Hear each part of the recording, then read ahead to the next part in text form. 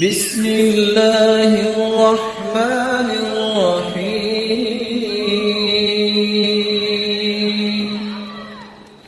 ان اللہ علی کل شیء قدیر، قدر یقدر سے آج ہم کہتے ہیں نا، سوچئے اے سے ایپل بنتا ہے اور ایپل سیب کو کہتے ہیں۔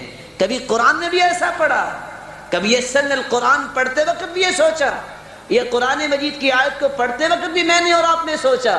نہیں سوچا، کیونکہ ہمارے تخیلات بدل چکے ہیں، آئیڈیالوجی بدل گیا ہے، کانسیپشن بدل گئے ہیں، لاکھوں نظریات موجود ہیں، کوئی پڑھتا نظر نہیں آتا، کوئی اس کی ترتیب کو سمجھتا نظر نہیں آتا۔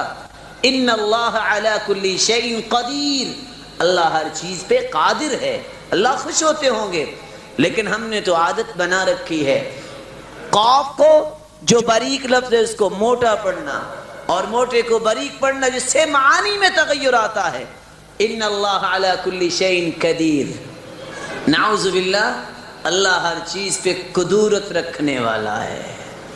اللہ تو ایسی ضمیم صفات سے منزہ و مبرہ ہے۔ قرآن مجید میں ایک ہی آیت تو واضح آئی ہے، فَصَلِّ لِرَبِّكَ وَانْحَرْ، اے میرے پیارے پیغمبر صلی اللہ علیہ وسلم اپنے رب کی نماز پڑھیے اور اس کے لیے قربانی کیجئے۔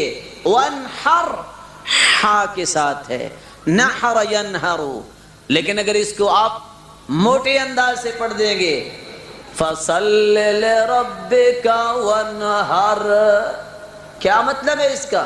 اَمَّا السَّائِلَ فَلَا تَنْحَرْ، نَحَرَ يَنْحَرُ کا مطلب ہے ڈانٹنا۔ ترجمہ یہ بنے گا، اے پیارے پیغمبر اپنے رب کی نماز پڑھیے اور اپنے رب کو ڈانٹیے۔ قرآن مجید کو اس انداز سے پڑھنا جس انداز سے نازل ہوا یہ حق ہے۔ جب اس انداز سے نہیں پڑھو گے میرے بھائیوں، تبدیلی میرے اور آپ میں نہیں آئے گی۔ قل هو اللہ احد، پوری سورت توحید کی سورت، سورت الاخلاص اخلاص کی سورت ہے۔ قل هو اللہ احد، کہو اللہ ایک ہے۔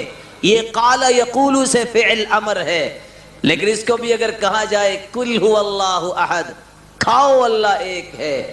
کس انداز سے ہم نے قرآن پڑھا،